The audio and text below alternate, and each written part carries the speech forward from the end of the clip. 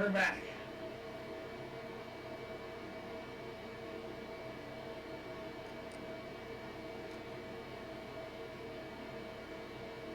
Just waiting for everything to come back on. All right.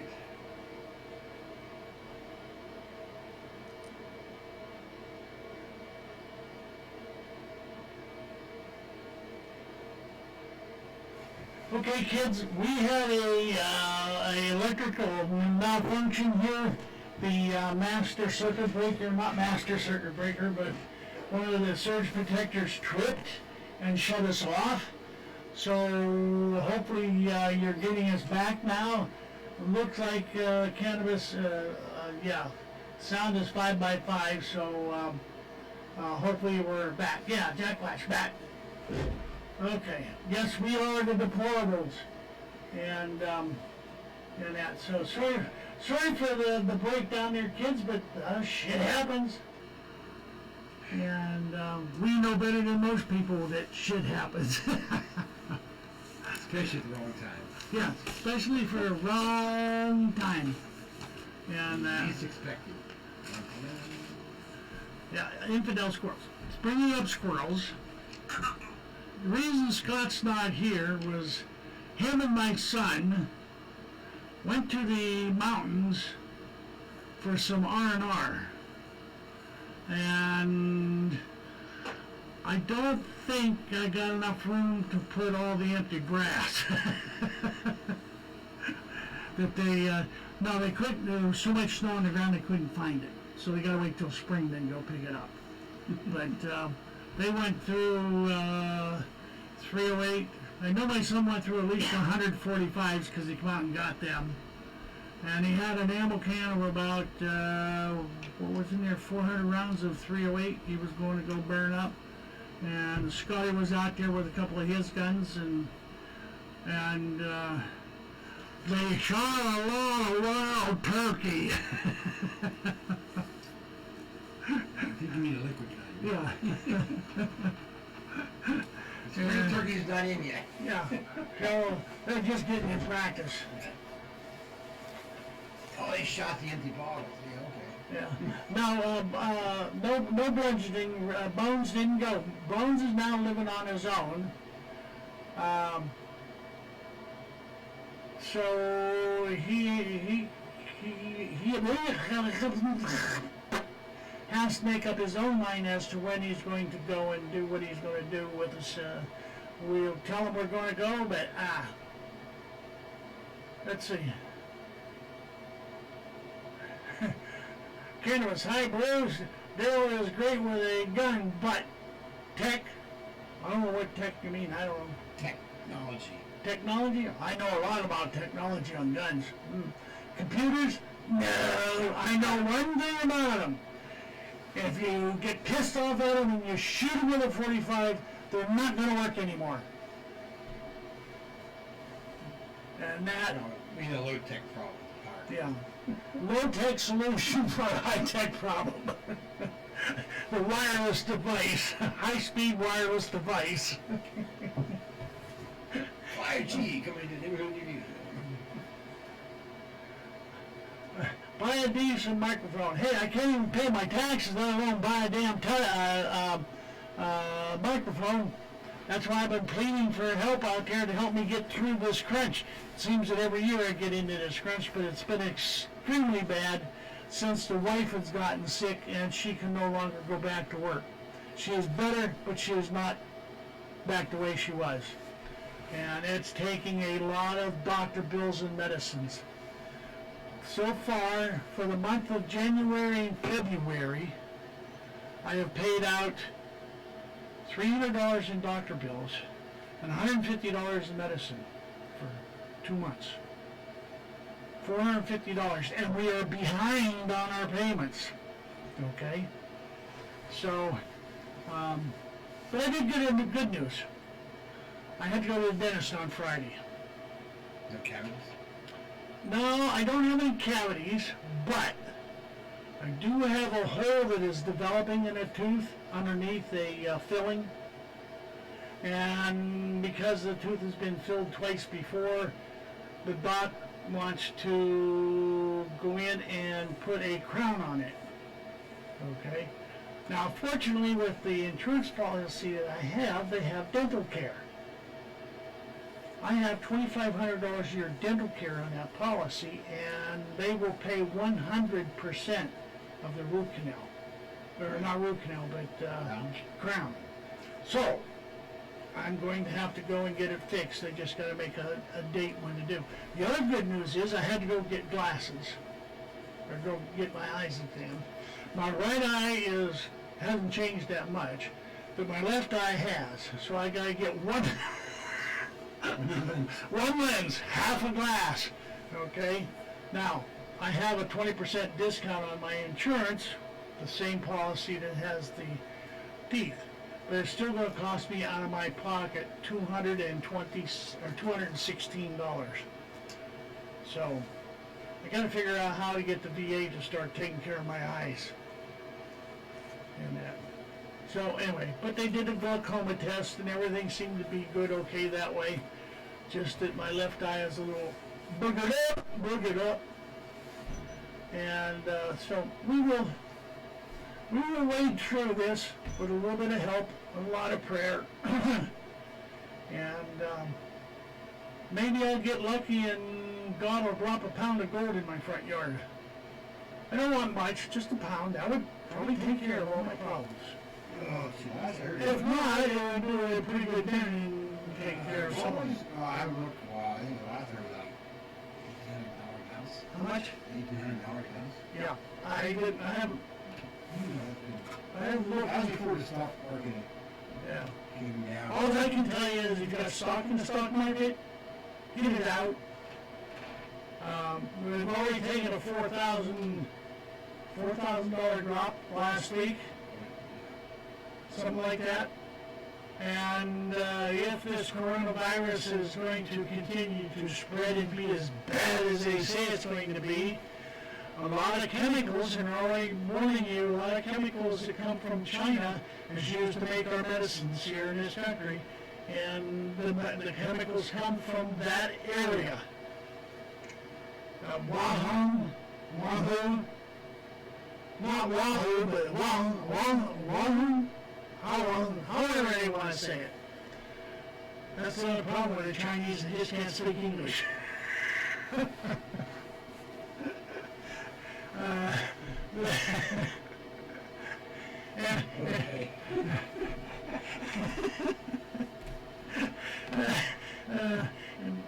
I was at the show today. I was going to a little boy's room and I stopped by this one table where they had a lot of primitive fire starting, stuff for reenactors and people who like to reenact period history from way back when.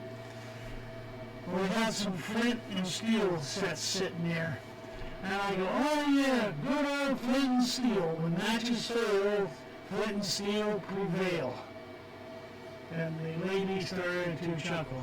Now I'm going to tell you something. Flint and steel can start you a fire as good, if not better than a match. But you got to know what you're doing and have the proper prepared materials to make it work. You got to have a charred cloth made out of cotton. So that when you you put your flint in it and wrap it so when you strike it against the steel, the spark hits the charred cloth, the cotton, and starts to glow. You take that and you put it in what's called a bird's nest. And it's real fine fiber. There's two types of stuff they use for baling hay. They got binder's twine, and what's the other one? Bear's twine, which we use. Yeah.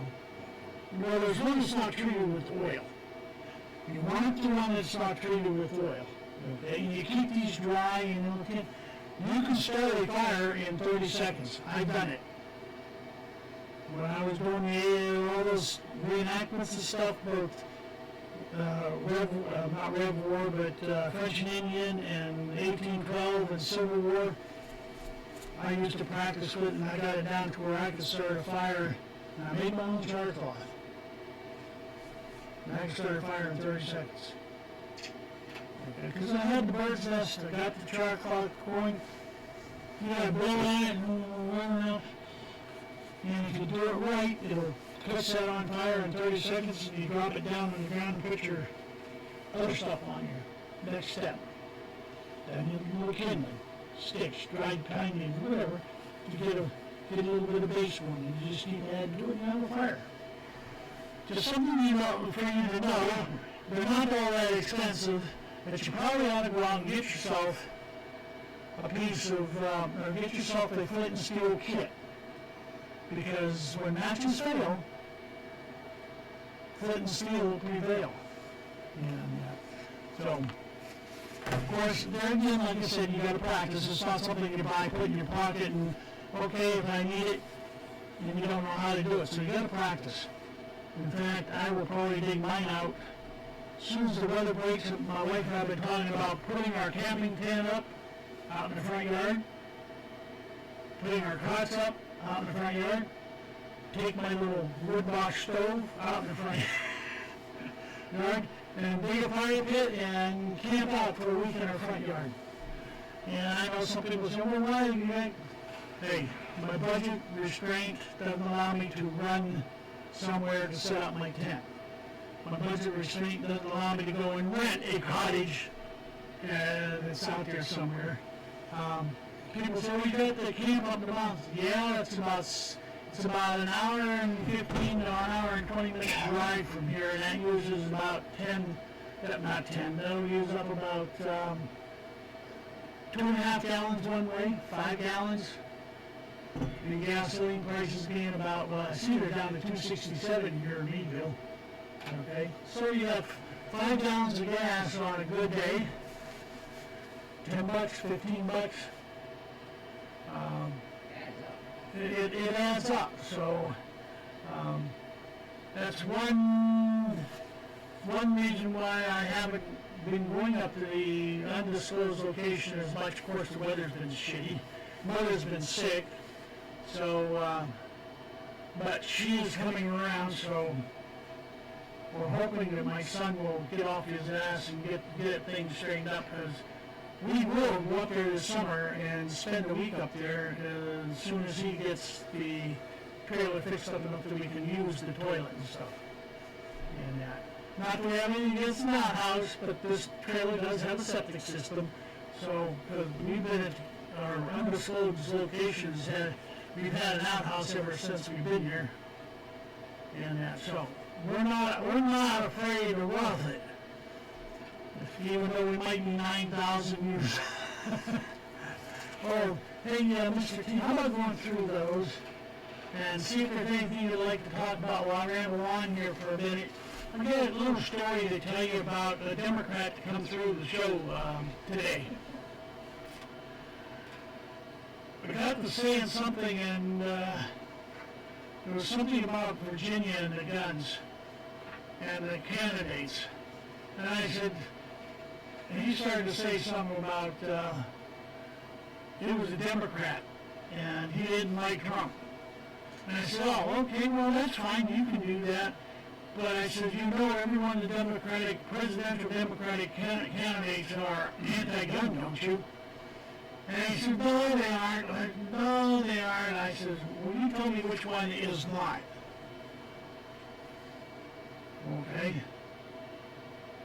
So I'm standing there waiting. So finally he says, well, I'm not going to argue with you. That's my opinion. And I said, you're welcome to your opinion. And that's part of the reason why this country was founded, so people can have opinion to express their opinion, okay? So I just said, that's your choice if you want to, that's fine. They're giving me the name of one of the candidates who was not anti-gun. So you got to watch them, people. They're out there. There are Democrats out there that do not believe that their candidates are anti-gun. And I hate to say this, but any election that comes along and you have anti-gun candidates, we are down to a one-subject campaign. because we cannot allow any more anti-gunners to get in here because they will take your weapons. Look at Virginia. They haven't started taking them yet, but they allowed anti-gunners. I shouldn't say that. Let me rephrase that.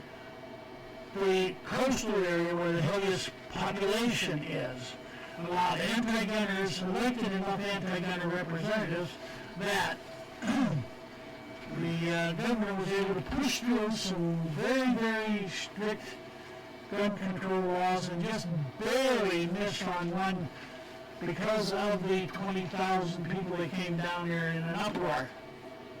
Okay? They didn't cause any problems, very peaceful. They cleaned up after themselves. Nobody was shot. 20,000 armed people went there and didn't shoot each other.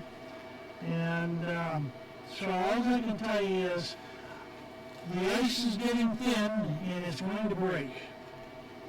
So, okay, I'm going to give myself a chance to breathe here. Where's my voice? I'll let you fire when ready, Gridley. Okay, the first story we have the News Act. Coronavirus intended to be spreading for 6 weeks in Washington, not D.C., Washington State.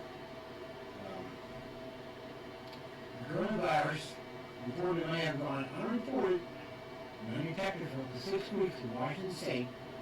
The first U.S. death occurred this weekend, and the nursing home has multiple cases. Genetic analysis from, I'm not sure if I was this, Snohomish County. Carrier matches out of the first known carrier in the U.S. who traveled from China in January, according to the Washington Post. Researchers suggest cases are a result of community transmission, which has been going on for weeks. For people in the community, maybe one. Washington Governor Jay Inslee declared a state of emergency after a Seattle area nursing home reported a 70-year-old woman and a 40-something caregiver had contracted the coronavirus. Also, Saturday, first U.S. death came in Washington, a 50-something man with no reason to travel or connection to those known to have been infected, but he did have underlying health issues according to the report. The elderly and those with underlying health issues are most vulnerable to dying from the coronavirus according to scientists. There have been around 3,000 deaths globally in the outbreak, although just one reported date in the United States. I saw earlier this week, and I need to save it, put it off, but one doctor made a comment that 20% of colds fall under the category of coronaviruses. The coronavirus is transmitted from people to animals and animals to people. So maybe some other animal had it, infected, and people get infected, like bats in China. The CDC has backed off, I understand, from the initial, oh, we're going to die, kind of thing. It's just, take more, okay, it could be bad, but it's not that bad. And compared to the rest of the world, we're in pretty good shape. If Alex Jones is right on what he was saying tonight, it has a death rate of 2%. 98% survival rate. They quoted on the higher, like 2%. And some flu viruses have it worse. Yeah. This may not be really anything new. You can keep yourself clean and healthy and go to China. Very avoid your travel period because the thing you're on may have come from China. Everybody still hasn't returned on board. I'm hoping that common sense will start to prevail on it. This is not the death sentence that everybody thinks. There could be. We were last week and talk about it. And I know there's a meme on Facebook, and I should have printed it off. We talk about all the other viruses and stuff we've had in the bird flu, swine flu, Hong Kong flu, all this stuff was doing, the Rwanda die, or particularly, how many thousand deaths, and none of them came true, so. And as far as reading and hearing, the best thing you do is that, if you have something, the money, computer screen, touch whatever, keyboard, as long as you wash your hands well before sticking them in your mouth, like you're eating an apple or something like that, you should be okay. So, just try to stay as clean and healthy as possible, and we'll see what happens here next 2 weeks. Somebody was saying here on the thing, I forget who it was, has Costco in your area, oh, it's from G.I. Joseph, has Costco in your area sold out of toilet paper from the coronavirus panic? And G.I. Joseph, why he is in D.C. is D.C.'s always out of toilet paper because they're so full of shit down there that they can't keep it in fast enough. I do have to say that we do have to be vigilant, but we also have to pay attention. I know the economic impact has started because of panic and fear-mongering, okay? But we do have to watch things because a lot of the chemicals that are used to make our medicines come from China. And they happen to come from that same Providence area where the corona outbreak was. It could affect the cost of medication, the availability of medication, but it also could affect the manufacture of ammunition because of, I don't know how much nitrites or whatever they're using to make ammo with anymore are coming from China. So, not that I'm putting the panic button on buying ammo, but I'm just trying to tell you, you better start buying ammo and food. If you've listened to Alex Jones, there's only one food producer that's selling food to the general public and not to the government. All the rest of them, the government has bought up all their production and is buying all their production in another feather in creating a panic, if you want to say that. So Alex is saying, put your order in, and I don't know what, Mountain House I think it is. Put your order in Mountain House, and they will guarantee delivery on all orders until they take enough orders to run out of the food. But they're not selling to the federal government. So, just a few footnotes on that, and we also have another story from, where was that, the one where the guy survived the coronavirus on this cruise ship? But as Jack said over here, they have some Chinese students up at going to college up in Cleveland, and they're all keeping an eye on them. Oh, here comes Mom with a fresh cup of mug. Fresh mug of Joe. So, thank you, Mom. You're welcome. So, anyway, he says they're keeping an eye on them, but the only problem is they've been here for 6 months. Okay, if they were infected with coronavirus, I think in the 6 months that they were here, they would have showed it. Yeah. Okay, so let me get a sip of mug. Let me get a sip from my mug. Your coffee. You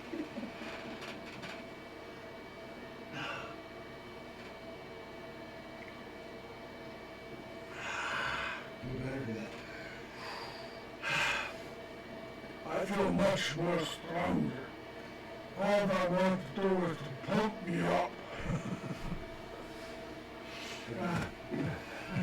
Okay, I gotta find something to do since you did one. Unless you want to do another one while I look at yeah. You go ahead and do another one. I got one you're on. I'm gonna skip.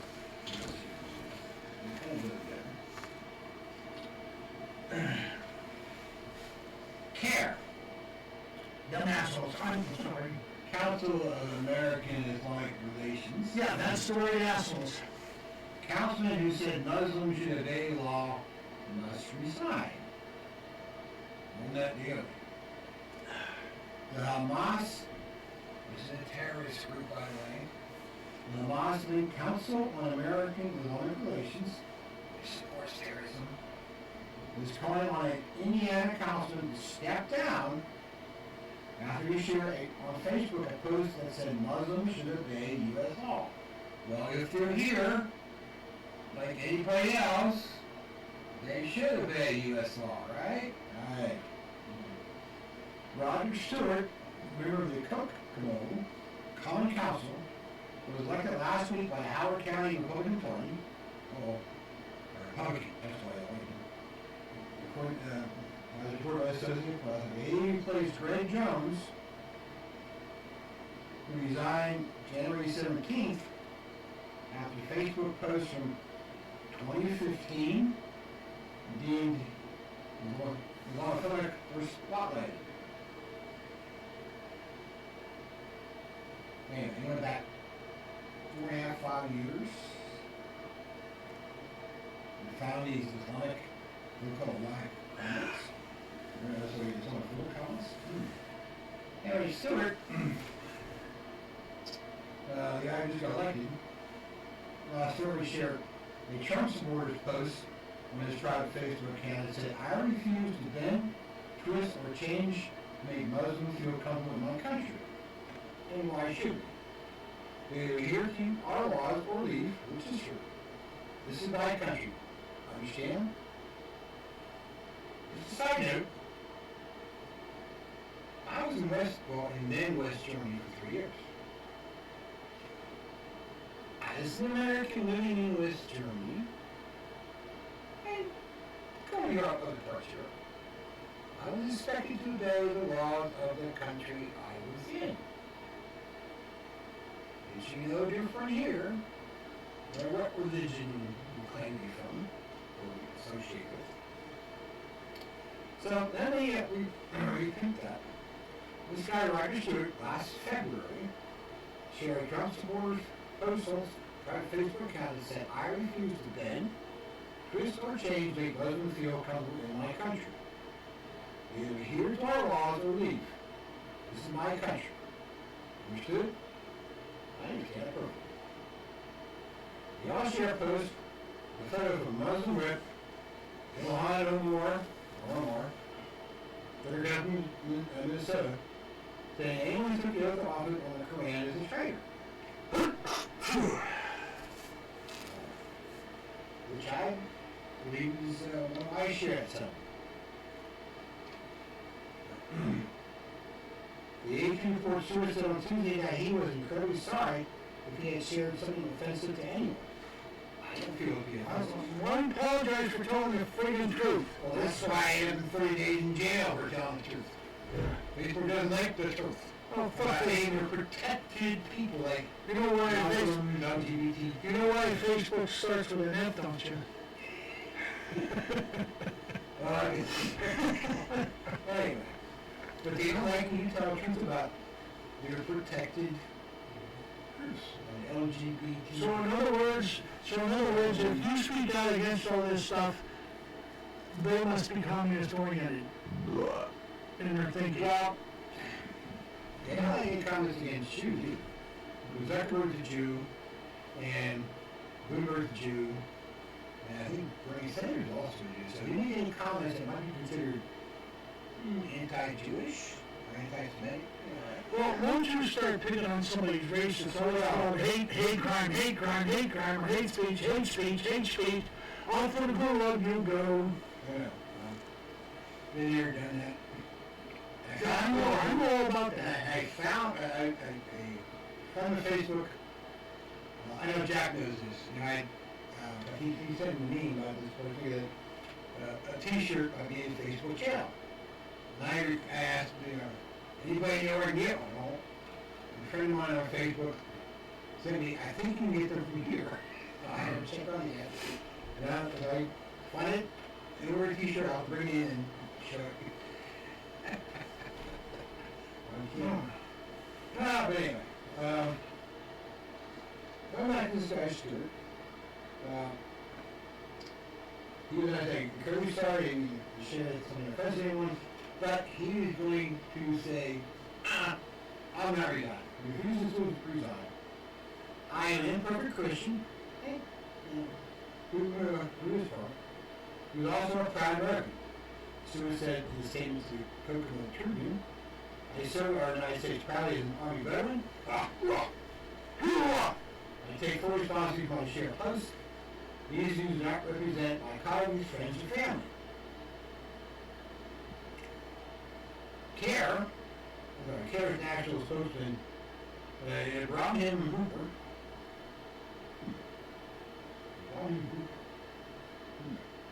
said, just as we call for the resignation of the previous Northwick official, i.e. Jones, we urge Mr. Stewart to resign from his post and for a person who understands constitutionally guaranteed the freedoms to be put in his place.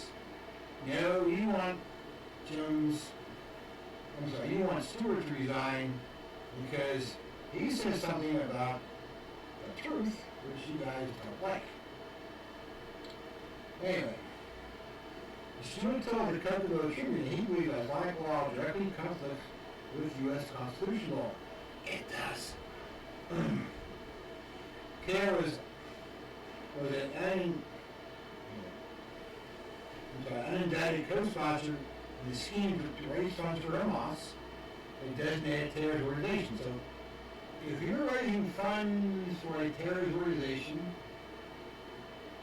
and you claim to be Islamic, and they're Islamic, I think you call that a traitorous act against the United States. I would think so. I would think so, yes. And CARE itself, which was started by Hamas operative of the United States, has been designated a terrorist organization by the United Arab Emirates, gee, a Muslim country, has designated CARE a terrorist organization. Well, I don't know. Citizenship requires obeying the law. Robert Spencer, director of Jihad Watch, and prolific author on the global threat of Islamic extremism, and they think they are supreme. Not see a problem with Facebook posts Stewart had shared, arguing no one who doesn't intend to obey U.S. law should be here, which is true. If you don't want to obey U.S. law, go back where you came from. Yeah. Regarding the Quran, he pointed out calls for warfare against and the subjugation of non-believers, second-class status women, hatred of Jews, and more. If you don't believe that, do what I did. I went to Iraq in 2004. Kept a copy of the Quran and a guide to the Quran, and you will find that they do want to kill us. Or at least initially subjugate us and get all kind of money from us, they can't provide more, and they're heavily involved with sex trafficking. Anyway. So to continue the article, so a case can be made, as Stewart was right, at least a good public discussion.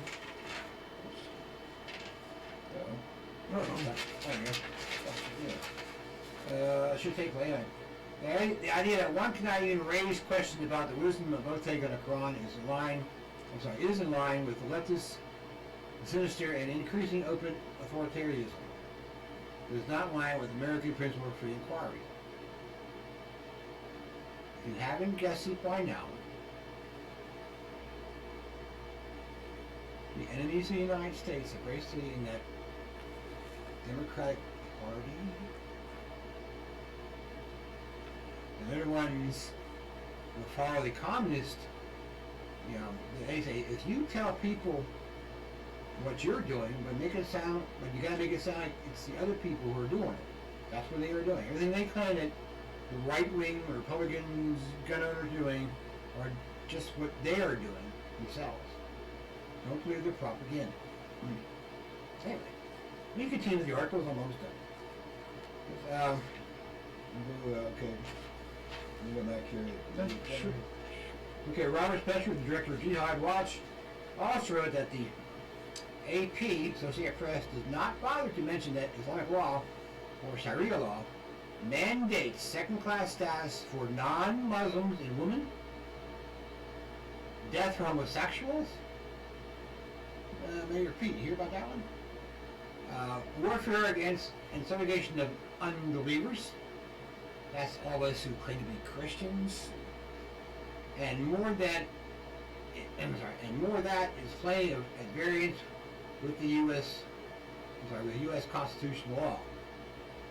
So they think, because they're Islamic, they don't have to obey our laws, and think the rest of us are all second-class citizens. The fact is, he's being called, this guy, page here, Roger Stewart. The fact that the Russians is being called to apologize for desire for making them decide how much Hamas-linked care has made inroads into the public square, especially the Democratic Party, and stigmatize any honest discussion on the motivating ideology behind jihad violence. Again, if you want to read about the Quran, find about Islam, get a Quran or borrow one, find or borrow whatever, a guide to Quran, and go through it like I did, and you will see that they have been a threat to the Western world for centuries. And if you know the history of Europe, North Africa, you will see that. You probably get the true history, not the glossed over history. And I'm done. Okay, well, it's 7 o'clock. We're going to take a couple-minute break. I don't know where that hour went. We're going to take a couple-minute break there, folks, and we'll get back with some more news.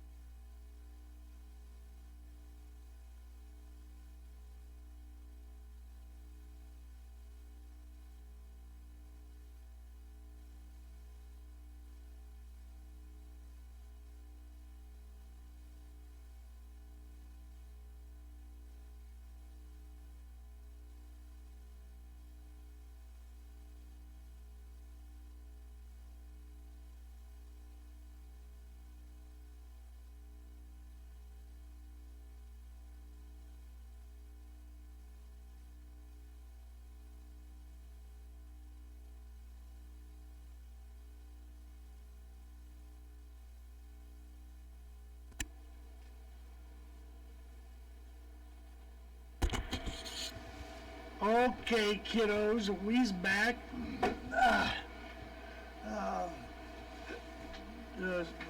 Mr. T and I were just talking about some oddball stuff here. But anyway, giving him a chance to rest his larynx. I know what I should be doing because I was talking all day. But anyway, this is off of WorldNet Daily. A billionaire and a Bolshevik walk into a bar. What do an old Bolshevik and a short billionaire have in common? A lot.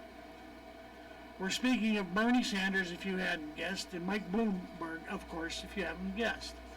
They are both leading contenders for the Democratic presidential nomination. One leads in polls, the other in spending. Bernie heaps praise on Cuban communist dictators. Bloomberg heaps praise on Chinese communist dictators. And while Bernie praises Fidel Castro literacy program, Bloomberg learned and practiced the lesson of literacy Chinese style.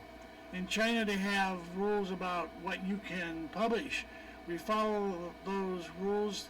The diminutive oligarchy dutifully recites in a public struggle session on CNBC.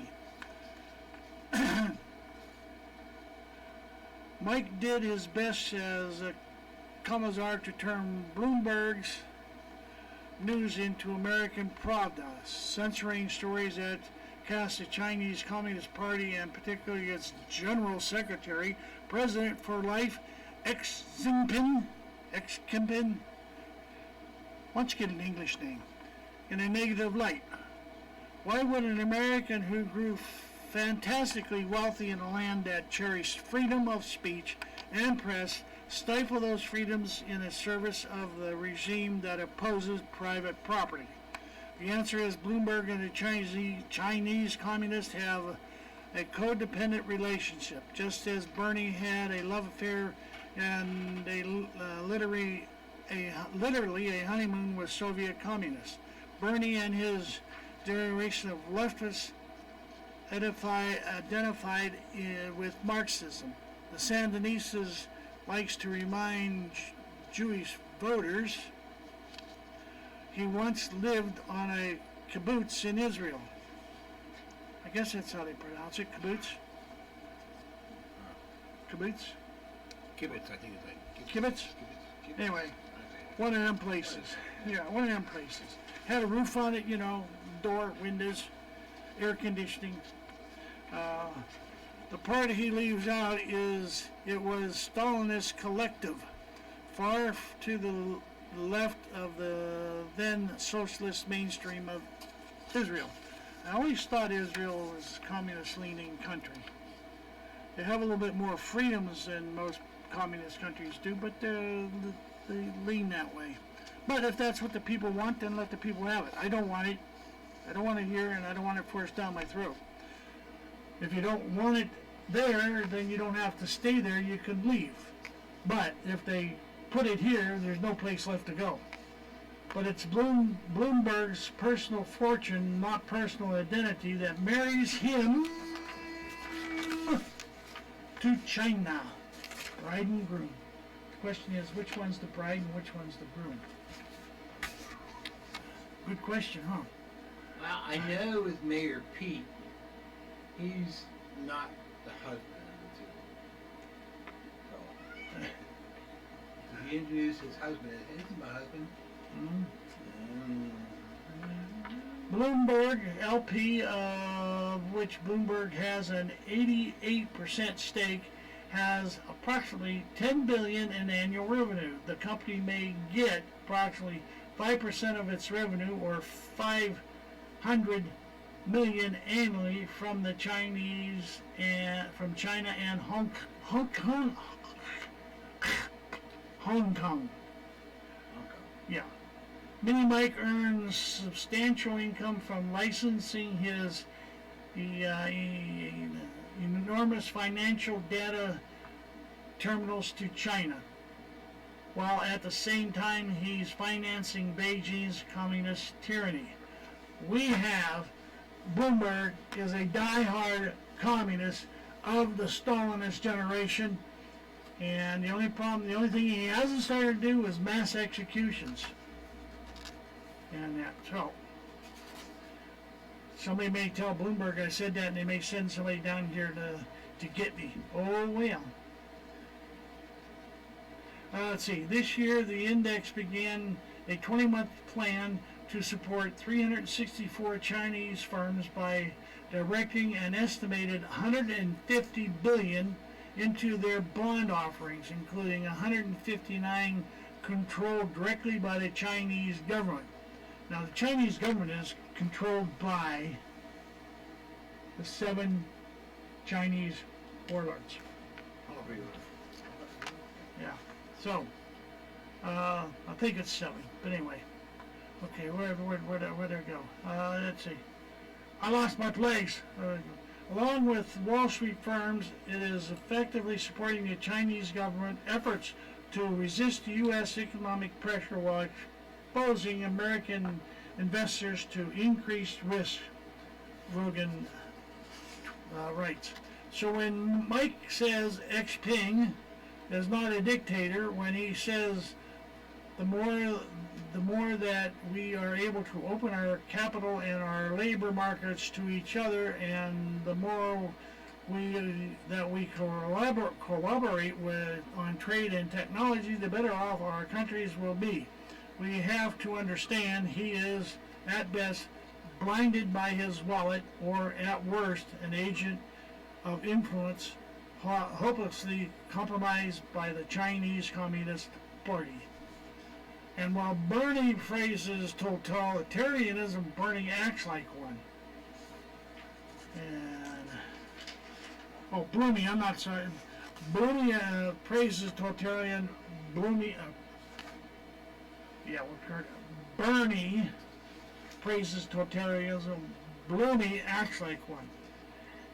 He's charged with using his philanthropy to silence civil society groups that would oppose his political agenda. In other words, Mike is using his checkbook to compromise opponents the same way Beijing has compromised him.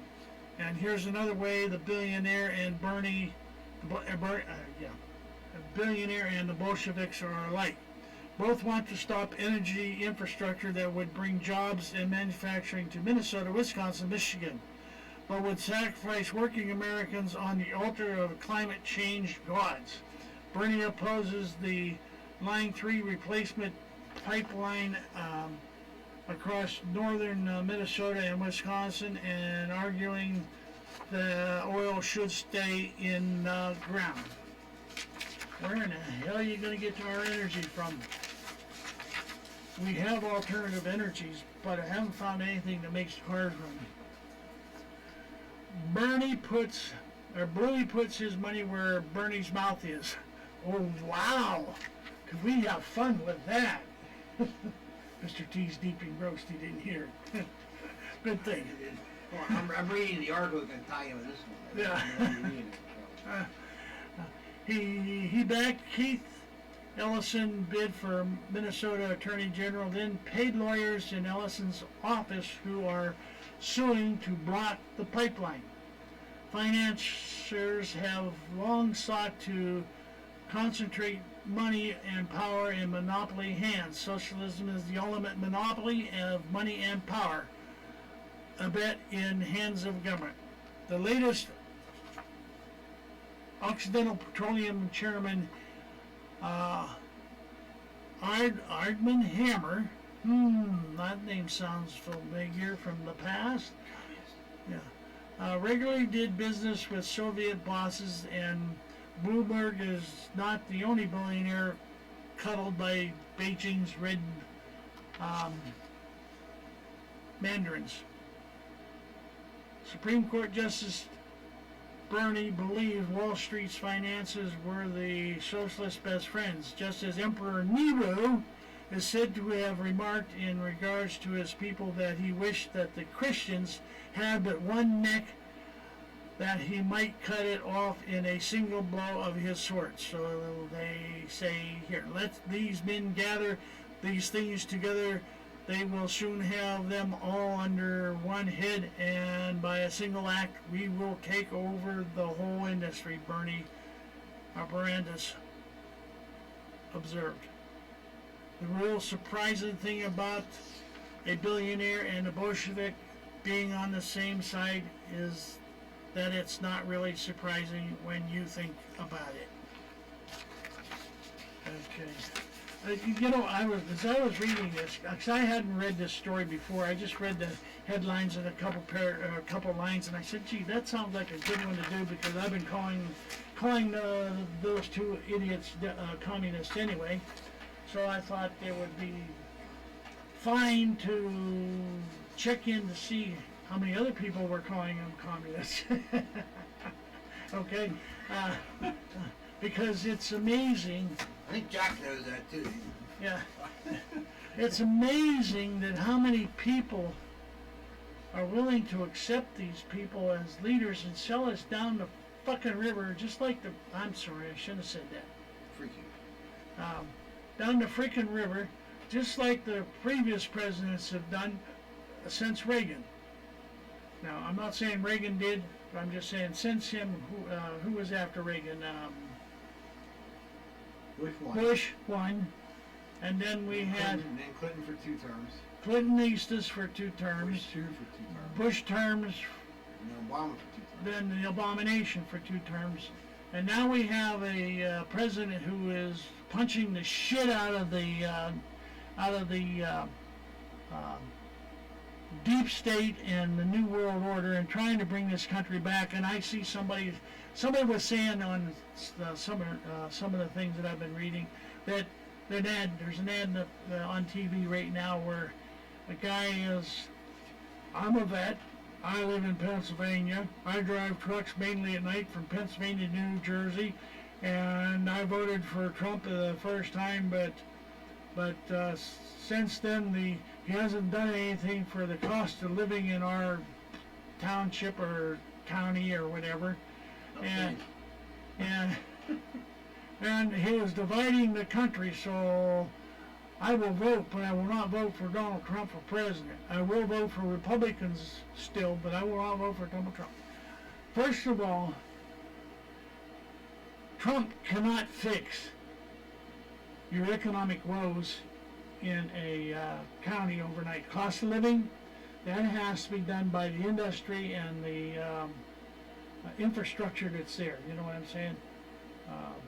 If you want an improved living standard, then you got to get more money out of the industry. But then the industry is going to raise the prices, so that puts you right back where you are.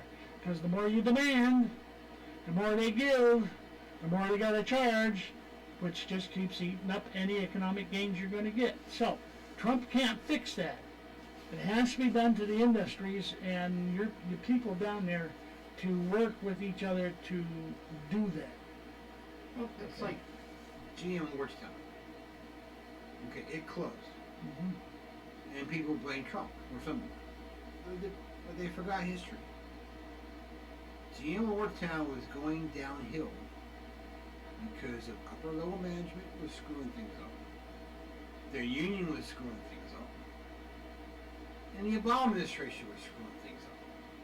Now, I think I also probably started on the first or second term of Bush 2. But they made the Chevy Cruze. It went from 3 shifts production, 2 shifts, 1 shift production of Chevy Cruze to 9. Well, part of the reason was, I guess the main reason was, it wasn't due too much to what the government had been involved with. The fact that people weren't buying it anymore. They were buying something different, maybe something better. So if you don't buy something, and then another person doesn't buy it either, and so on and so forth, then why make it? And again, GM, upper level management and workman union, those things kind of hindered want to make some problem with the company and internally and with production and all that stuff. So yeah, the union people suffered. The big we could get the money and walk away. And you went President Trump. He did not do it. It started well before he even took office. But they blame the guy in charge, and that's usually, the guy in charge is responsible for, well, the hell I'm out there, the guy in charge, he's responsible for everything his unit does and fails to do. So, but in this case, people get the wrong idea and wrong impression, and they won't change it. And sometimes they're faced with reality. But anyway, you have something else? No, I'm just... Okay, I have an article that ties into what Daryl just read. The Bolshevik Revolution is here. Oh, I forgot about that one. Yes, well, yeah, the Bolshevik Revolution is here. Okay, put your thinking caps on. Here is a pop quiz. See if you can tell who recently said this. Socialism is a common sense path to a fairer, more prosperous, and more democratic USA.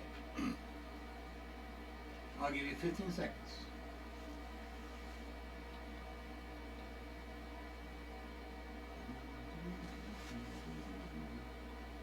My watch stopped.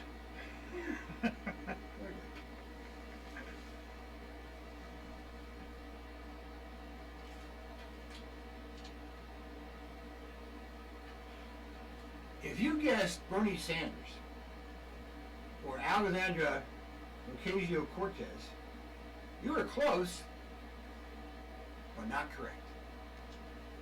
It was actually the Communist Party USA.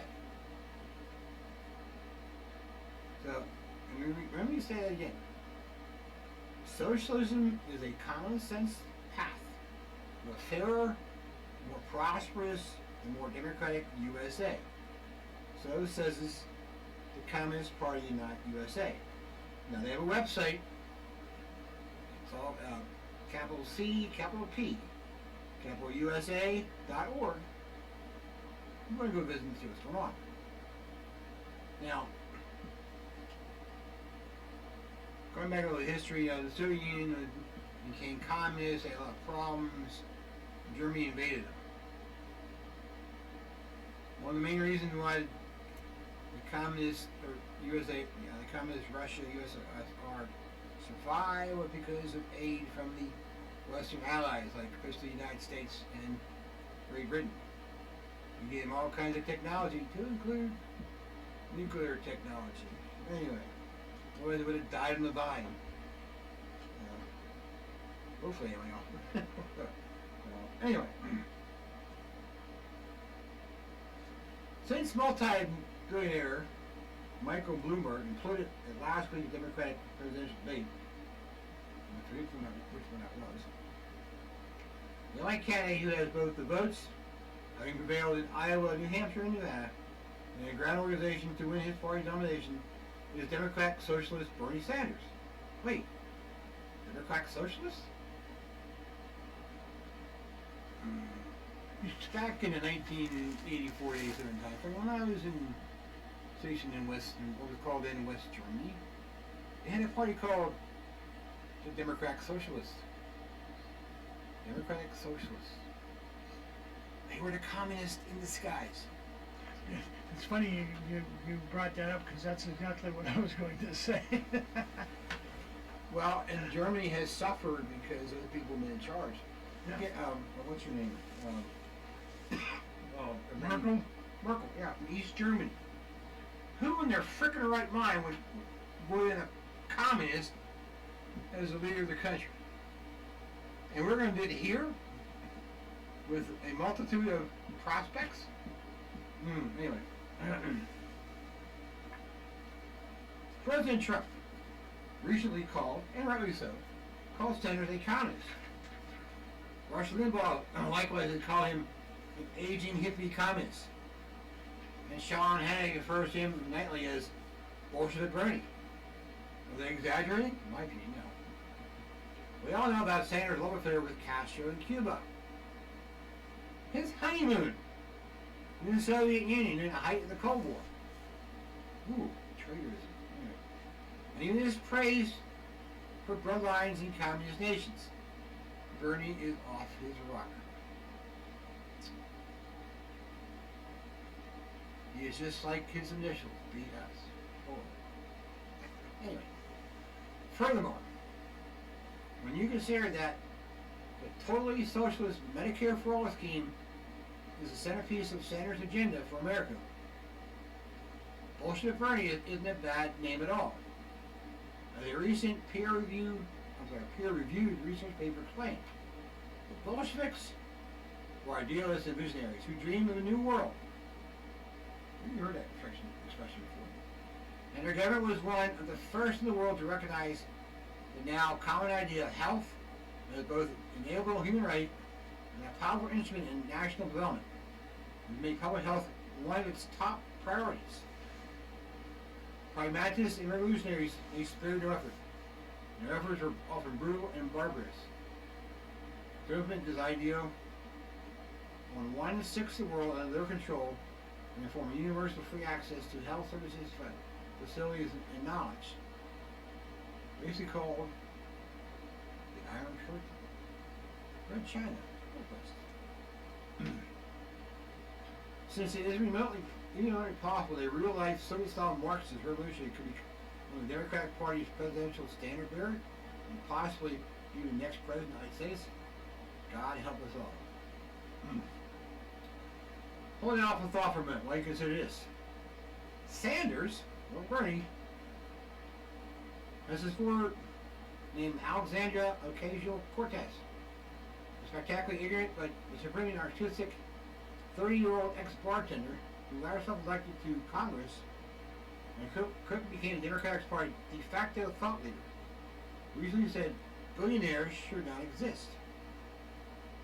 Forget about socialism and democratic socialism, what that means. Now it sounds like straight up communism. Yeah. So if Bernie wins, he might be not a billionaire anymore. Remember, Marx and Engels use the terms socialism and communism interchangeably. And in the Soviet Union, the motherlode of hardcore communism extinguished tens of millions of innocent lives in the pursuit of that dreamed of new world, called itself the Union of Soviet Socialist Republics. Why not the Union of Soviet Communist Republics? Because they're ultimately the same thing. Socialism is just a necessary first stage of communism. Likewise, forget about good socialism. Bernie keeps promising for years, he's pointing to Denmark as a prime example. Well, Bernie keeps promising good socialism versus bad socialism, and compares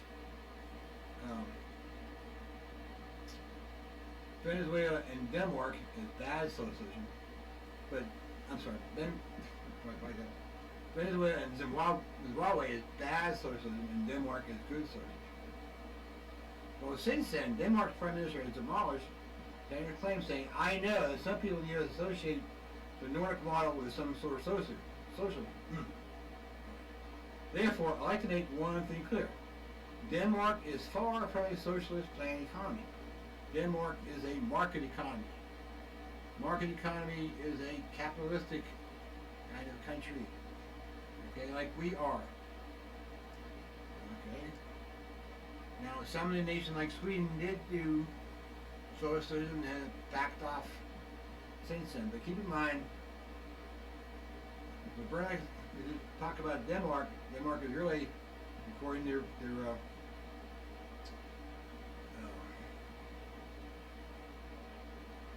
I lost my train of thought here. Okay, yeah. According to their, Denmark is a market economy, not a socialist planned economy. And I'd say it's Denmark's prime minister. Anyway,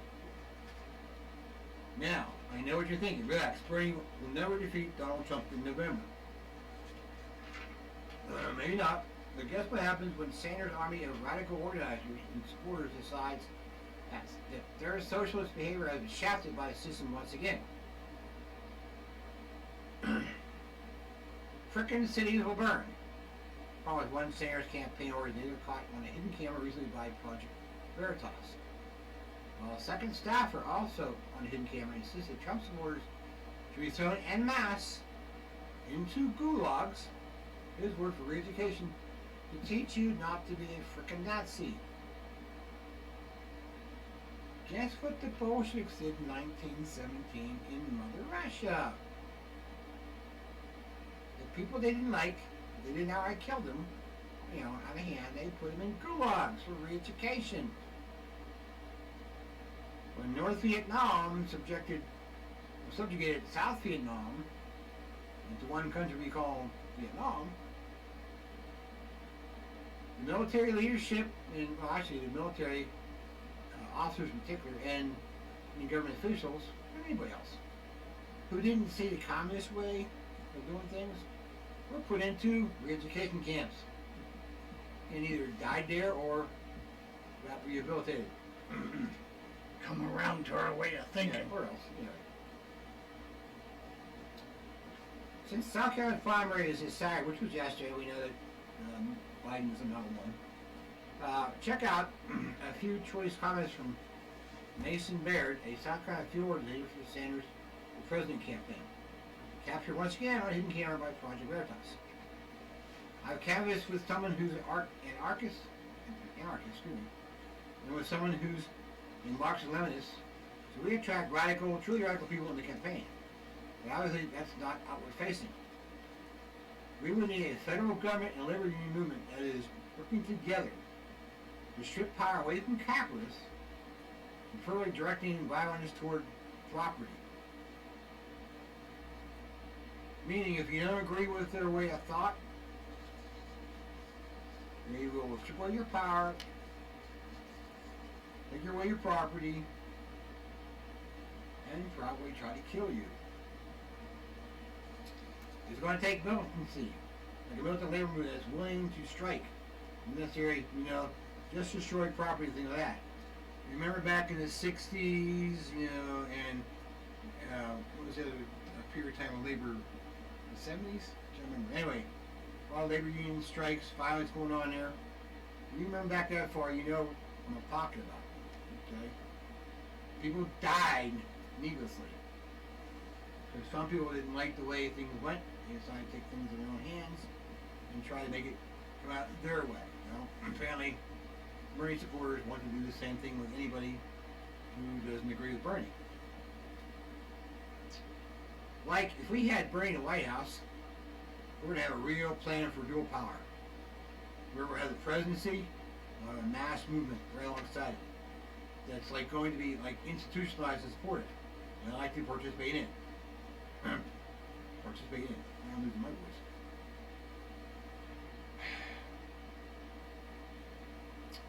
Oh yes, Barry also wants to abolish landlords. But as we don't have to kill them, that's my feeling. I think it's damaging to the soul, but there were plenty of excesses in 1917, i.e. the Russian Revolution, I would hope to avoid. They killed off landlords. That meant not your landlord if you're running an apartment, but landlords, people who own property, farming property.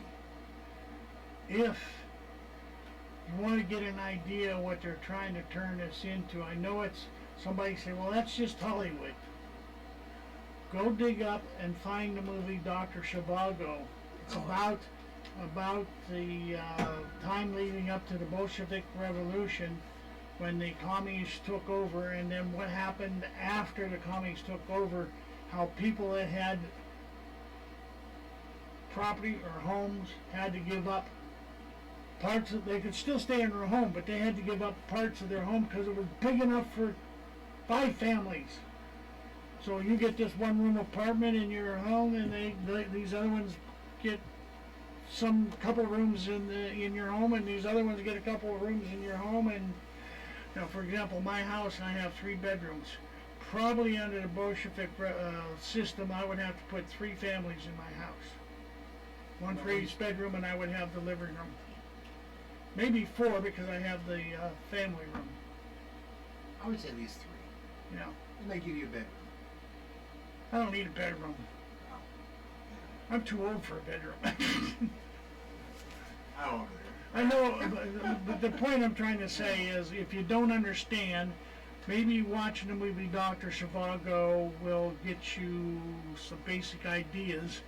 I know it's Hollywood. Hollywood has a tendency to stretch things, but what have I told you over the years? Hollywood is telegraphing you what they are trying to do. All right, enough said. Go ahead. Here's what still another South Carolina Senator supporter said. His name is Daniel Taylor, and he said this on hidden camera. We don't want to scare people off, which means they don't want to tell you up front what they're all about. You first have to feel it out before you get into the crazy stuff. Get that? Again, they don't want to really, they want to tell you what they're really all about. They're going to just little bits and pieces, find out what you and others feel about what they would want to do. You know, we were talking about more extreme organizations like Antifa. We were talking about yellow vests, all that. We're kind of keeping that on the back burner for now. They'll bring them out when they need them. That's Just right. like the, not the Waffen SS, but the brown shirts. Brown shirts, Gestapo. And, Yeah. Always nice people. Yeah. KGB.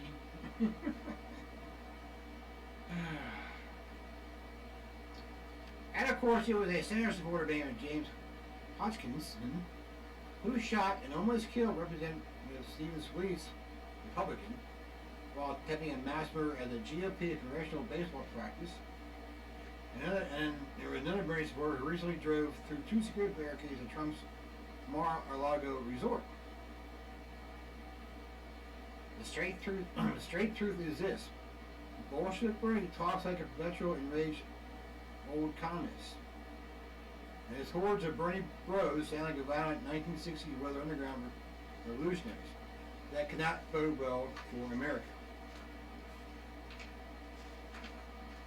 So, we're in for some seriously troubled times, even if Trump wins his 2nd term this November. Because, I read on probably, but because my feeling is just like Hillary complained she didn't win, that she was robbed. They all do the same thing, and they'll probably cause as much problems as possible during a 2nd Trump term. And they get very bloody. Anyway, next Civil War. Take a quick 30,000-foot view. Many pundits and historians have noted that Americans today are more divided and angry at each other than at any time since the Civil War. Gee, I wonder why. Some describe the nation as being in the grip of a new Civil War. Beyond the current battle within the Democratic Party, as well as an all-out war to revive Donald Trump by any means necessary, his 2nd term as president, the larger and truly epic conflict rages across the nation as a whole. It's a war between decent, traditional values, live and let live, law-abiding, middle-class Americans, and the increasingly deranged, woke, revolutionary left, led by our elite, ruling class, which has taken over most America's key institutions to include the Democratic Party. Why don't you speak up a little bit louder? Anyway, I'll get. For those that want me to speak loud, let me go back there. Beyond the current battle within the Democratic Party, as well as the all-out war to revive Donald Trump by any means necessary, goodbye Kirk. The 2nd term as president, an even larger and really epic conflict rages across the nation as a whole. The war between decent, traditional value, live and let live, law-abiding, middle-class Americans, and the increasingly deranged, woke, revolutionary left, led by our elite permanent ruling class, which has taken over most of America's key institutions, including the Democratic Party. Which is why we need term limits, and we need them now. It needs to be on the national ballot, and if it goes in our favor, Congress needs to say, yes, we agree with the American people. Remember, they're supposed to work for us. We're not supposed to work for them. Remember what we cryptically call the left. Code for godless revolutionary movement, steeped in pathological anger and churning revolution with our rebellion against America as a uniquely blessed Judeo-Christian constitutional republic. It is not a war just with the Trump administration, but with America itself. Okay? They are at war with us traditional people, us conservative people. Okay? This un-American and unholy revolutionary movement is ascendant in all of our major institutions. It has succeeded in wiping out the Boy Scouts, who are essentially an extraordinary, vital institution in the lives of tens of millions of boys and young men. Likewise, our colleges and universities, as well as government-run K through 12 schools across the land, are indoctrinating and corrupting our nation's children as you read this. Homeschool. This movement has taken over our popular culture as well as virtually the entire news media, and of course the far left big tech monopolies that currently control the internet. In my opinion, shared by many others, the mainstream news media is nothing more than the propaganda arm of the Democratic Communist Party. And of course we know big left tech companies, and I'll put Facebook in there, currently control the internet. If you say something on Facebook, and Twitter too, Instagram, that goes against some of their protected favorite ideas, favorite, what do you call them, strange people, they will ban you. At least quiet you for up to 30 days at a time.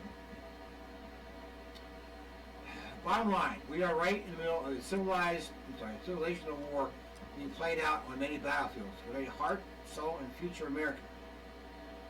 If you don't believe it, get your head out of your the sandbox. No, it's much easier to keep your ass sticking up so somebody can come and kick it.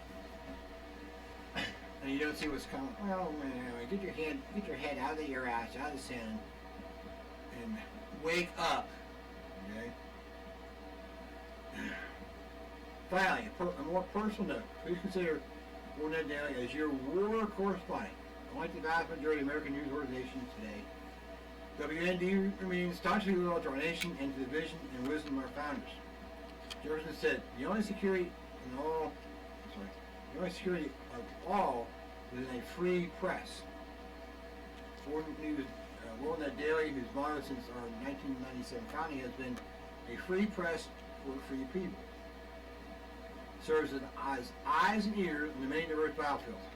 On the electoral battle, with the rampant but largely unreported voter fraud, all the way to drag queen hour stories, and the increasingly hostile attacks on free speech and freedom of religion.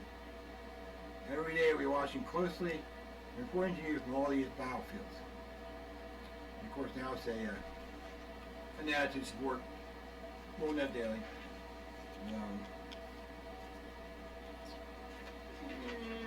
Okay. And where to donate. If you want to donate to them,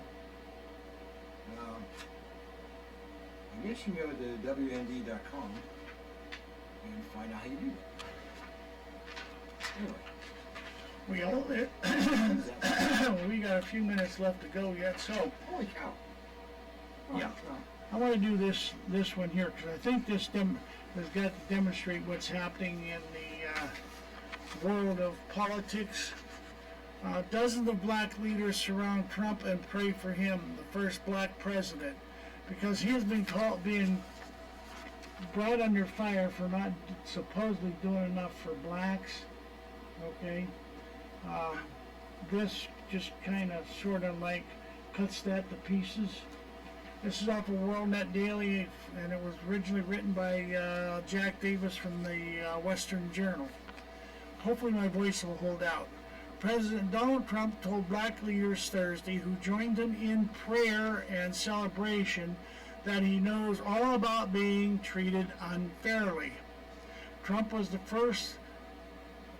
First Lady Melania Trump hosted black leaders at the White House at the Black History Month event. During the event, which focused on the gains black Americans have made under Trump, attendees there goes my voice. All right. Can you get me a beer? I hate to drink one this late, but I need something to try and clear my throat. Okay, if I can't get it cleared up after a couple sips, I'll let Mr. T take it and read it for me. Anyway, focus on the gains that black Americans have made under Trump. Attendee Jack Brewer, who formerly played in the NFL with the Minnesota Vikings, offered his summary of how Trump has impacted the black community.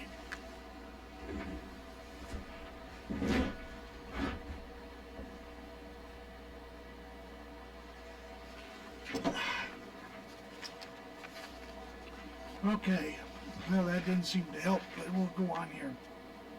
I got to say this because it's Black History Month. Man, you the first black president, Brewer said. Aren't you forgetting Obama?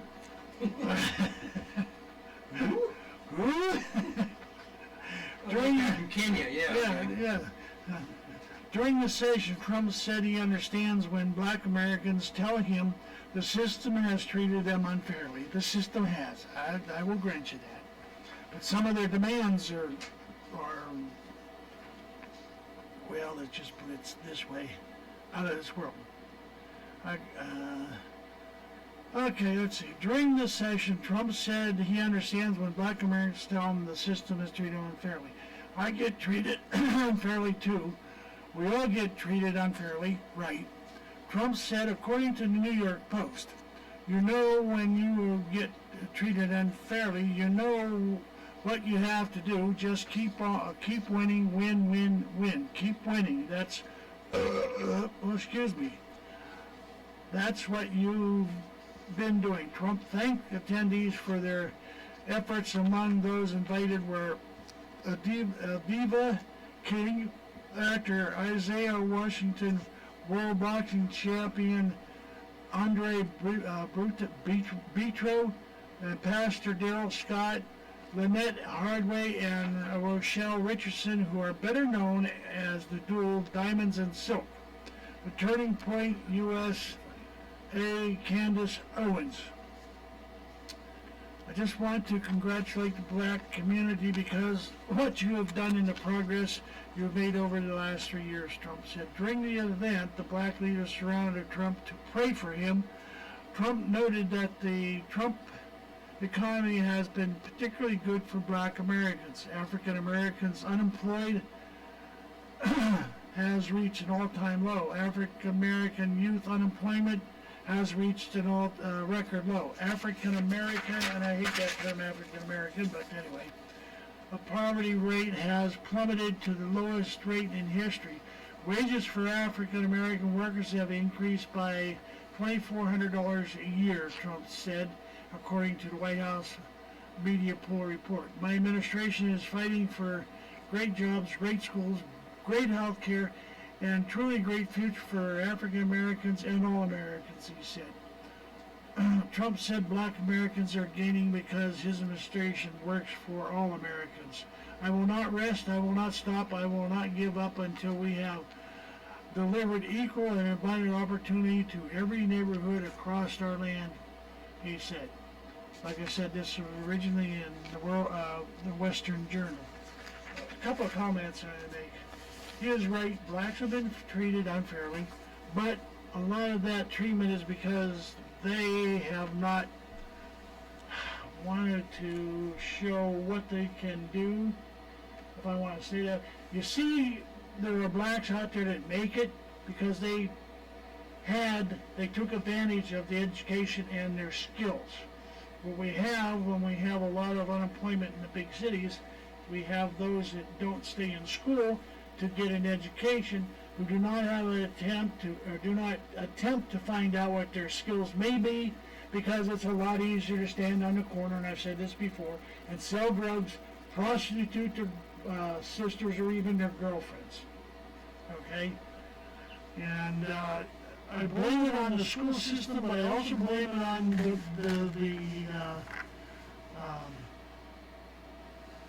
the people themselves, because they refuse to help themselves.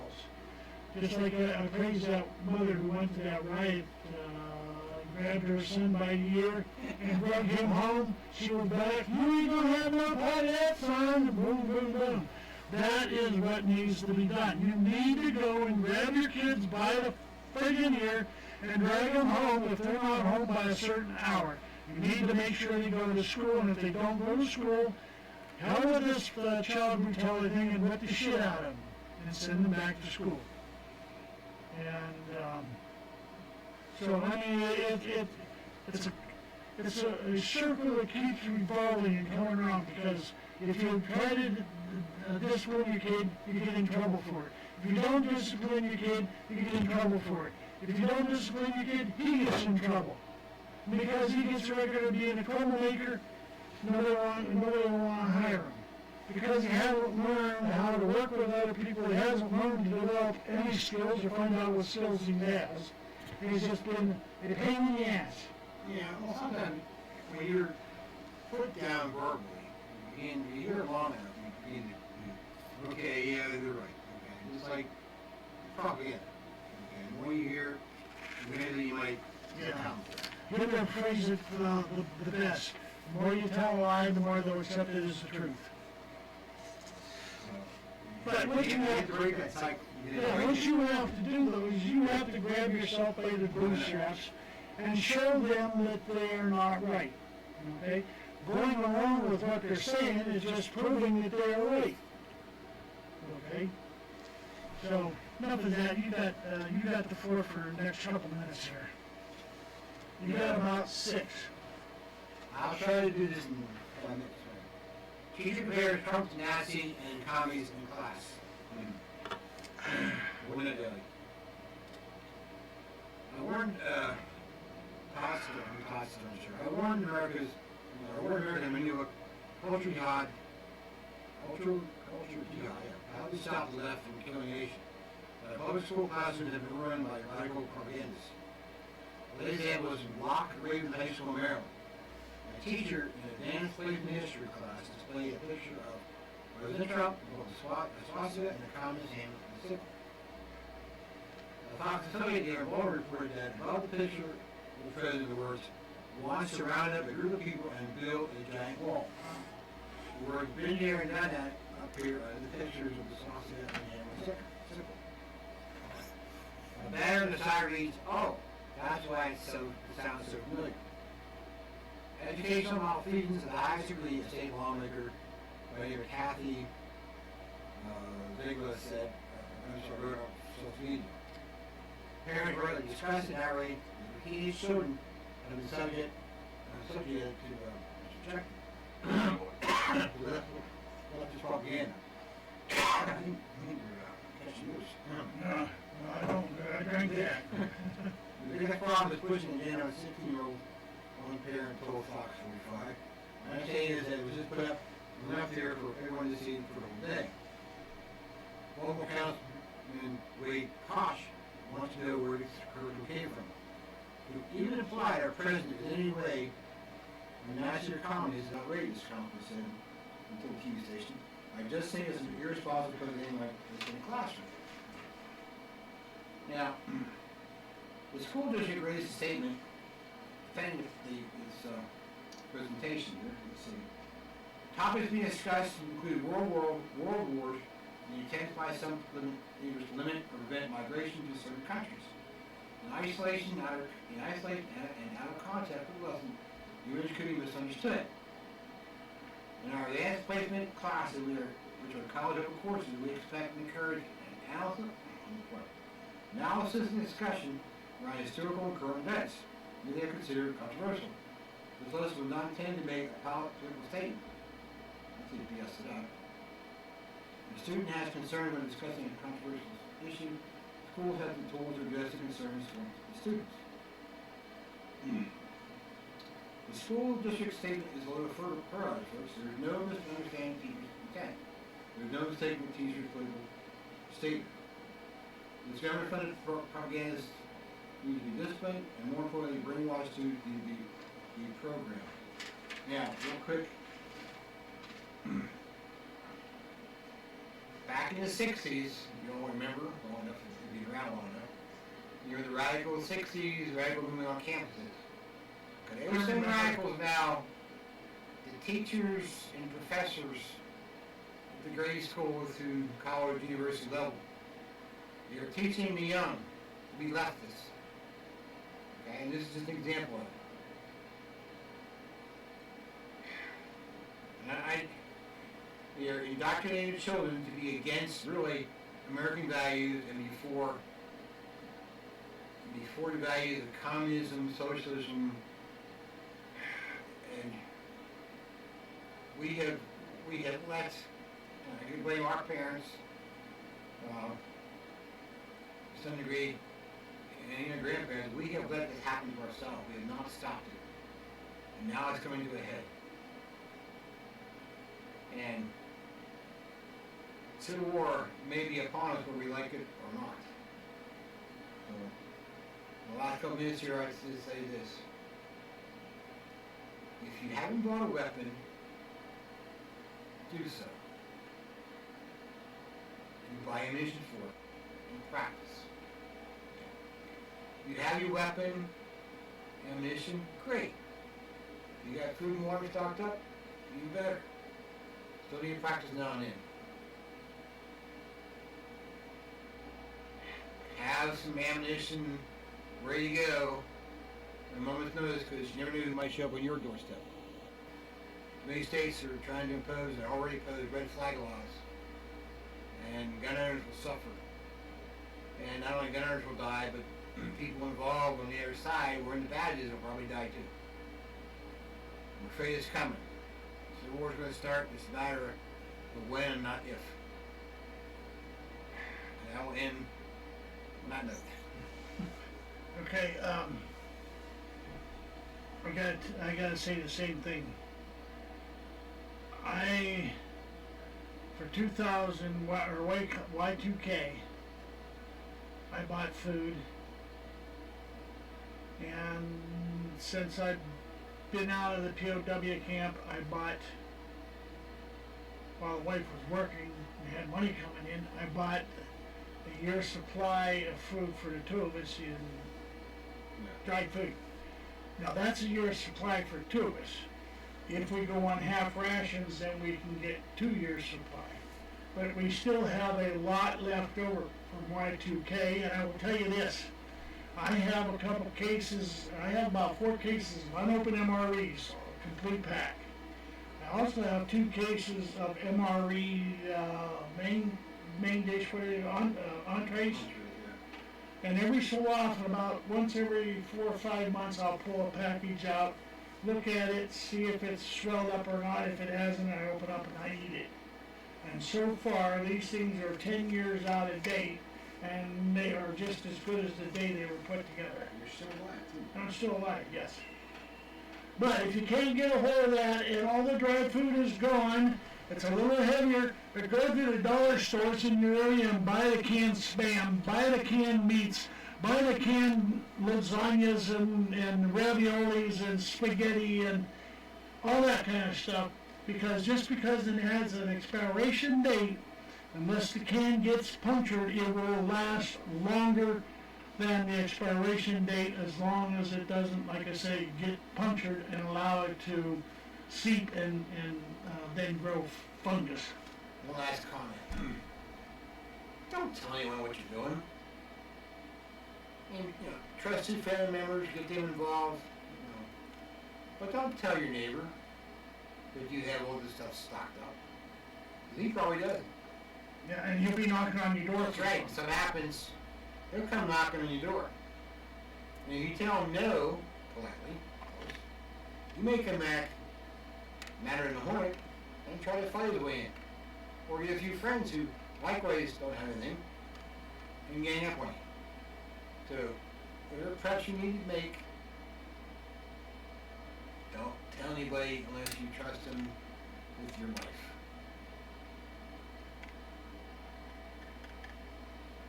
Anything else? No, I guess that's about it for tonight. So, again, we'll see you next week. I will be at a gun show at Hermitage, PA, and Mr. T, will you be here next week? Lord willing, the creeks don't rise? Try to be. Okay. It'll be, I think, warmer than this past weekend. And yeah, maybe a little wetter, but... Oh, yeah, so... Okay, kitties and kittens and all you ladies and germs out there. What's that germ business? Yeah. Coronavirus! Ah! We're going to say goodnight, and we'll see you next week. And he's right. Be safe, be square, and in the meantime, have fun. Don't let it be serious, but don't let this become controlling over your life. You can deal with it a little bit better if you prepare and can laugh at it. Okay, at that note, good night, and see you next week. Don't let the bed bugs bite. Okay. Dashboard. Close. Okay. OBS. Close. Skype. Skype. Zero. Another. No, I don't want to know that. One thing about taxes, I gotta get back to inventory my ammunition. I started doing anything, and so many things going on. Yeah. I gotta get my taxes. Well, actually, I gotta have the United State tax. It's the federal one. They screwed the thing up. It's tough for me to figure out.